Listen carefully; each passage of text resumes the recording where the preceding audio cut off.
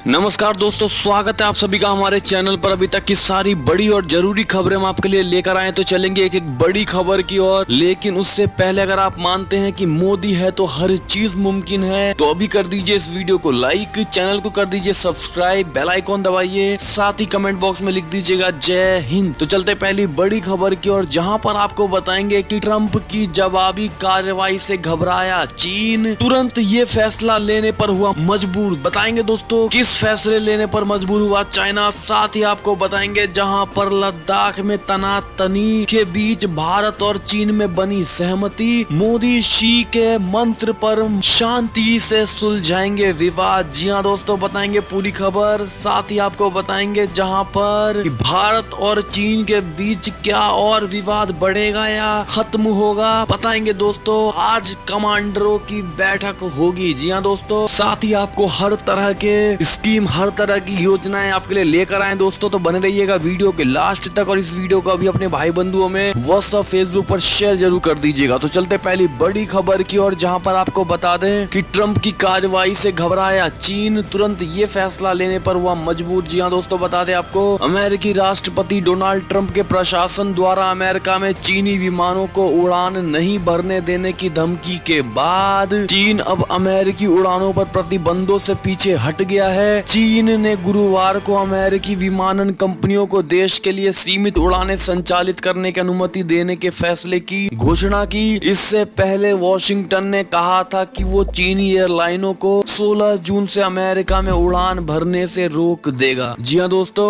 दुनिया की दो सबसे बड़ी अर्थव्यवस्थाओं अमेरिका और चीन के बीच स्वास्थ्य से लेकर कूटनीति तक कई मोर्चे पर बढ़ते तनाव के बीच एयरलाइन संचालित करने का मुद्दा गरमाया हुआ है। अब ट्रंप ने चीनी कंपनियों में निवेश के जोखिम का मुद्दा उठाया है। ऐसे में दोस्तों, आप क्या मानते हैं कि चाइना के हर चीजों पर प्रतिबंध लगा देना चाहिए? दोस्तों, अगर आप भी यही मानते हो, और मोदी जी के स्वदेशी और आत्मनिर्भर को कितने प्रतिशत के साथ आप समर्थन देते हैं दोस्तों, जरूर बताइएगा कमेंट सेक्शन में लिख के। चलते और बड़ी खबर की ओर, जहां पर आपको बता दें, लद्दाख में तनातनी के बीच भारत और चीन में बनी सहमति, मोदी शी के मंत्र पर शांति से सुलझाएंगे विवाद। जी हाँ दोस्तों, बता दें आपको, भारत और चीन के बीच सीमा पर जारी विवाद को लेकर सैन्य स्तर की बातचीत से पहले कूटनीतिक स्तर पर बनी सहमति ने तनाव को शांति से खत्म करने की राह खोल दी है। शुक्रवार को दोनों देशों के विदेश मंत्रालय के अधिकारियों के बीच बातचीत हुई, जिसमें मतभेदों को शांति से दूर करने पर सहमति बनी। दोनों देशों ने एक दूसरे की संवेदनशीलता, चिंता और आकांक्षाओं का सम्मान करने और इन्हें विवाद नहीं बनने देने पर भी सहमति जताई। आपको बता दें दोस्तों, वीडियो कॉन्फ्रेंस के जरिए विदेश मंत्रालय में संयुक्त सचिव पूर्वी एशिया नवीन श्रीवास्तव और चीनी विदेश मंत्रालय में महानिदेशक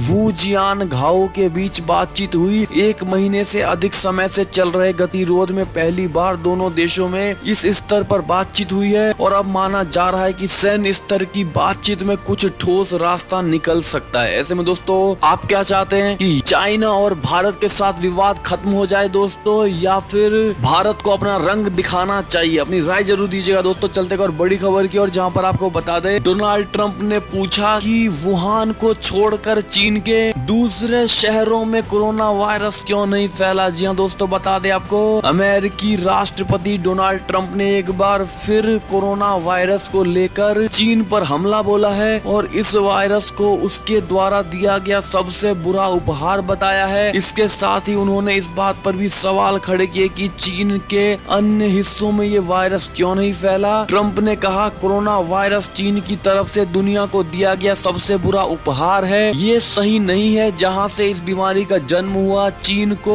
उसे वहीं रोक देना चाहिए था। ऐसा कैसे हुआ कि वुहान में जहां पहली बार इसके संक्रमण का मामला आया, काफी परेशानी में था, लेकिन वो चीन के दूसरे हिस्सों में नहीं फैला। तो दोस्तों, ये गंभीर बात थी और सोचने वाली बात थी। और साथ ही अमेरिकी राष्ट्रपति डोनाल्ड ट्रंप के प्रशासन द्वारा अमेरिका में चीनी विमानों को उड़ान नहीं भरने देने के धमकी के बाद चीन अब अमेरिकी उड़ानों पर प्रतिबंधों से पीछे हट गया है। ऐसे में दोस्तों, बात तो सोचने वाली है ही कि सिर्फ वुहान में ही फैला और अन्य शहरों में नहीं गया चाइना के। ऐसा कैसे पॉसिबल हो सकता है? अपनी राय जरूर दीजिएगा दोस्तों। कोई ना कोई तो लोचा जरूर है, बताइएगा। चलते और बड़ी खबर की ओर, जहां पर आपको बता दें, भारत चीन के बीच विवाद और बढ़ेगा या खत्म होगा। कोर कमांडर की बैठक होगी आज। जी हाँ दोस्तों, बता दें आपको, सीमा विवाद को लेकर शनिवार को सुबह करीब 9 बजे भारत और चीन के बीच कोर कमांडर स्तर की बातचीत होगी। बातचीत लद्दाख में चुशूल के पास चीन की सीमा में मोल्दो में होगी। इसमें भारतीय सैनिक दल का नेतृत्व लेह स्थित 14वीं कोर के commander lieutenant general Harinder Singh करेंगे। भारतीय सैनिक दल में 10 अफसरों के होने की संभावना है, जिसमें कोर के स्टाफ अफसरों के अलावा स्थानीय कमांडर और दुभाषिया होंगे। सूत्रों ने बताया कि भारत चर्चा के दौरान चीन से गलवान घाटी, हॉट स्प्रिंग और पेंगोंग झील के फिंगर 4 से पीछे हटने की मांग सख्ती से उठाएगा। पेंगोंग झील के मुद्दे पर भारत के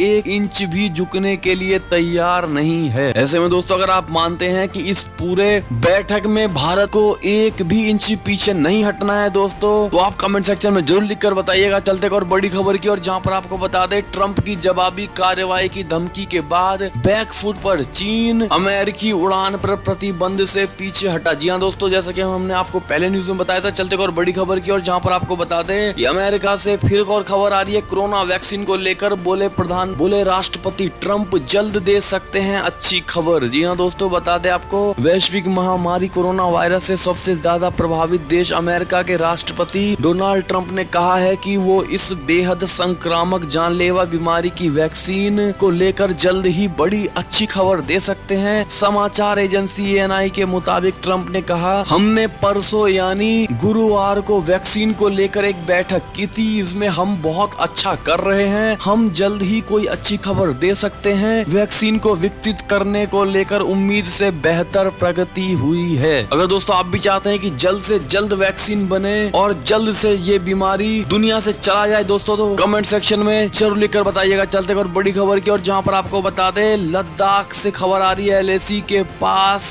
5 मई की झड़प से 14 दिन पहले ही चीन ने शुरू की थी साजिश। सीमा पर हरकतों से हुई थी खुलासा। जी हाँ दोस्तों, बता दें आपको, लद्दाख में लाइन ऑफ एक्चुअल कंट्रोल के पास भारत और चीन के बीच पिछले 1 महीने से तनावपूर्ण स्थिति बनी हुई है। तनाव को कम करने के लिए दोनों देशों की ओर से बातचीत की प्रक्रिया जारी है। इसी बीच सूत्रों से मिली जानकारी के मुताबिक लद्दाख के पेंगोंग तसो में चीन की असामान्य गतिविधियों को पहली बार अप्रैल के मध्य में देखा गया था। लद्दाख में भारत के सड़क निर्माण की प्रतिक्रिया चीन की तुरंत नहीं थी, बल्कि इसकी तैयारी वो मध्य अप्रैल से ही कर रहा था, यानी 5 मई को हुई झड़प से करीब 14 दिन पहले। तो दोस्तों ये बड़ा खुलासा हुआ है। चलते एक और बड़ी खबर की, और जहां पर आपको बता दें कि निवेशकों को चीनी कंपनियों से बचाने के लिए डोनाल्ड ट्रंप ने जारी किया मेमोरेंडम। जी हाँ दोस्तों, बता दें आपको, चीन के साथ बिगड़ते संबंधों के बीच अमेरिकी राष्ट्रपति डोनाल्ड ट्रंप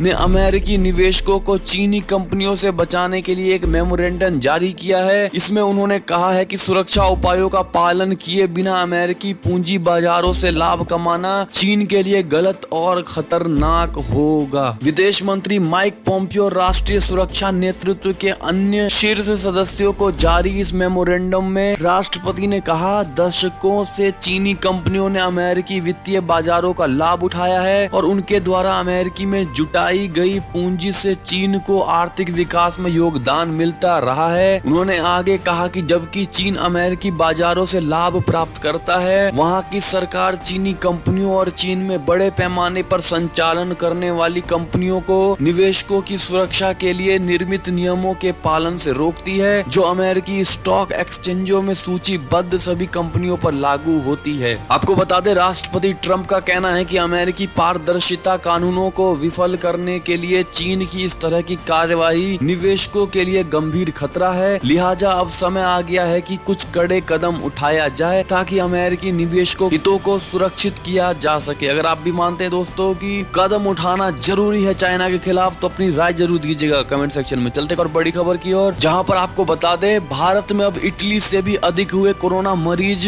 देश में 6500 से अधिक की मौत। जी हाँ दोस्तों, बता दें, बड़ी भयावह खबर है। संक्रमण से सर्वाधिक प्रभावित देशों की सूची में भारत भी अब 6ठे स्थान के साथ ही वैश्विक महामारी के केंद्र चीन को काफी पीछे छोड़ चुका है। यहाँ कुल मरीजों की संख्या 2,30,000 से अधिक है।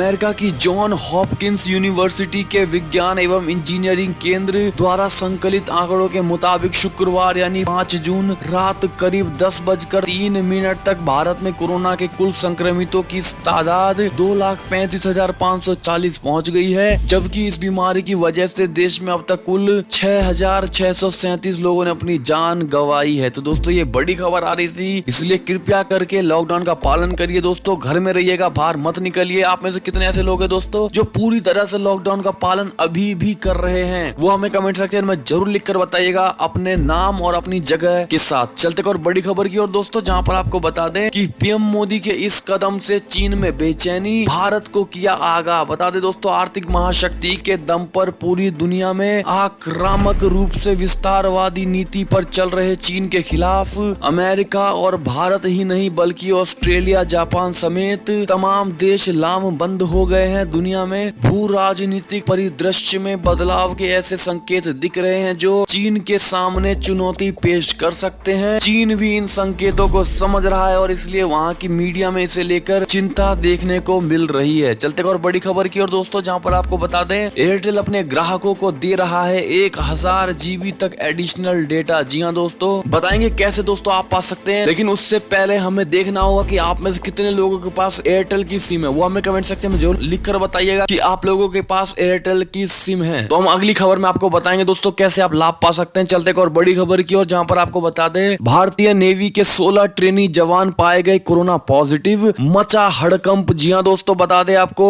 गुजरात के पोरबंदर में नौसेना बेस पर पिछले 4 दिनों में 16 प्रशिक्षु नाविकों में कोरोना वायरस संक्रमण की पुष्टि हुई है। एक अधिकारी ने शुक्रवार को यह जानकारी दी। राज्य रक्षा प्रवक्ता पुनीत चड्डा ने बताया कि पोरबंदर में सैन्य अस्पताल नहीं होने के कारण उन सभी को जामनगर के अस्पताल में भर्ती कराया गया है। उन्होंने कहा यह प्रशिक्षु नाविक पोरबंदर नौसेना बेस पर तैनात है। पहले 8 नाविकों में संक्रमण की पुष्टि हुई थी और उन्हें जामनगर के सैन्य अस्पताल में भर्ती कराया गया था। तो दोस्तों, अगर आप अपने नौसैनिकों के जल्द ठीक होने की कामना करते हैं तो कमेंट सेक्शन में जरूर लिख दीजिएगा। चलते और बड़ी खबर की ओर, जहां पर आपको बता दें कि धर्म स्थल खोलने को लेकर सीएम योगी ने जारी किए निर्देश। एक बार में 5 से ज्यादा श्रद्धालु नहीं करेंगे प्रवेश। जी हाँ दोस्तों, बता दें आपको उत्तर प्रदेश के मुख्यमंत्री योगी आदित्यनाथ ने शुक्रवार को कहा है कि भारत सरकार के दिशा निर्देशों के क्रम में धर्म स्थलों को खोले जाने से पूर्व प्रशासन व पुलिस के अधिकारीगण इन स्थलों के प्रबंधन से जुड़े लोगों से संवाद बनाते हुए उन्हें सभी सावधानियां सुनिश्चित करने की जानकारी दें। उन्होंने कहा कि प्रत्येक धर्म स्थल पर सैनिटाइजर, इंफ्रारेड थर्मामीटर तथा पल्स ऑक्सीमीटर की व्यवस्था रहनी चाहिए एवं ये सुनिश्चित किया जाए कि धर्म स्थल के अंदर एक बार में 5 से अधिक श्रद्धालु ना हो। आदित्यनाथ ने कहा कि धर्म स्थल में प्रतिमा अथवा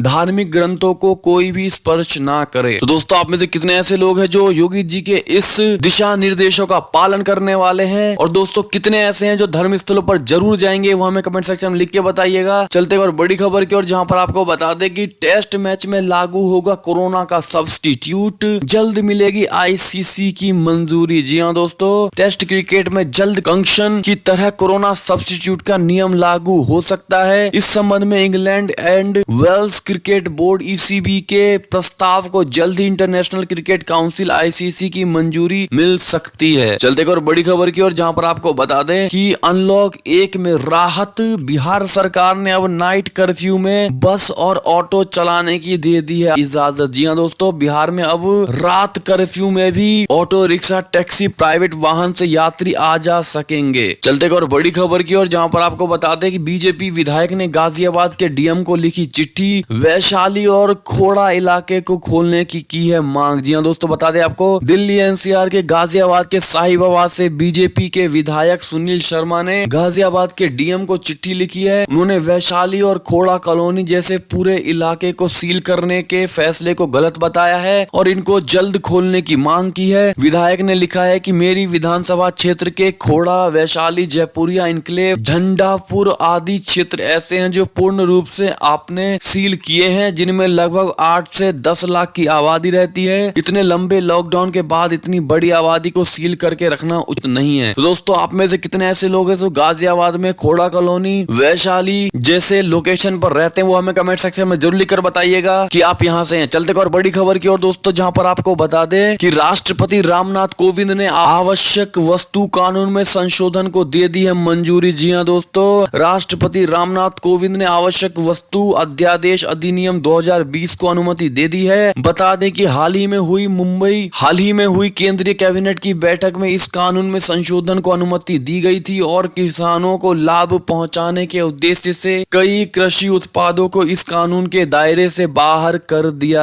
था। चलते और बड़ी खबर की ओर, जहां पर आपको बता दें मुख्यमंत्री योगी आदित्यनाथ, जिन्होंने अपने फैसले से सियासत में जड़ता को तोड़ा और नई पहचान लिखी। जी हाँ दोस्तों, एक ऐसा सन्यासी जो सियासी जगत के शिखर पर है, हिंदू विचारधारा के पोस्टर बॉय के तौर पर जिसने पहचान बनाई, 5 सालों तक जिसने संसद की चौखट पर गोरखपुर के विकास का खाका रखा, 25 सालों के सफर के बाद जो सिर्फ योगी नहीं राजयोगी बन गए। दोस्तों ऐसे में अगर आप मानते हैं कि योगी सरकार, दोस्तों अगर ऐसे में आप भी मानते हैं कि योगी जैसा मुख्यमंत्री अब तक नहीं हुआ है, तो कमेंट सेक्शन में ये बात जरूर लिख दीजिएगा दोस्तों, ताकि आपकी बात को सरकार तक पहुंचाई जाएगी। चलते और बड़ी खबर की ओर, जहां पर आपको बता दें कि मुंबई में कोरोना के 1150 नए मामले आए हैं। मरीजों की कुल तादाद 45,000 के पार। अब तक 1518 लोग संक्रमित, 1518 लोगों की मौत। चलते और बड़ी खबर की ओर, जहां पर आपको बता दें योगी आदित्यनाथ बोले चंदा वसूली वाले लोग PIL दाखिल करके युवाओं के रोजगार की राह में बाधा बन रहे हैं। जी हाँ दोस्तों, बता दें आपको उत्तर प्रदेश के मुख्यमंत्री योगी आदित्यनाथ ने मीडिया से खास बातचीत के दौरान कहा कि आज विश्व पर्यावरण दिवस है। आज सबसे बड़ा संकल्प यही है कि प्रकृति के साथ तालमेल बनाकर ही हम जीव दुनिया की रक्षा कर पाएंगे। साथ ही उन्होंने कहा कि चंदा वसूली वाले लोग PIL दाखिल करके युवाओं के रोजगार की राह में बाधा बन रहे हैं, इस पर संज्ञान लेना आवश्यक है। तो दोस्तों ये तब तक की सारी बड़ी खबरें। आपको हमारी खबरें कैसी लगी? अगर जरा भी अच्छी लगी हो तो इस वीडियो को अभी अपने भाई बंधुओं में व्हाट्सएप फेसबुक पर शेयर कर दीजिए। अभी कर दीजिए इस वीडियो को लाइक,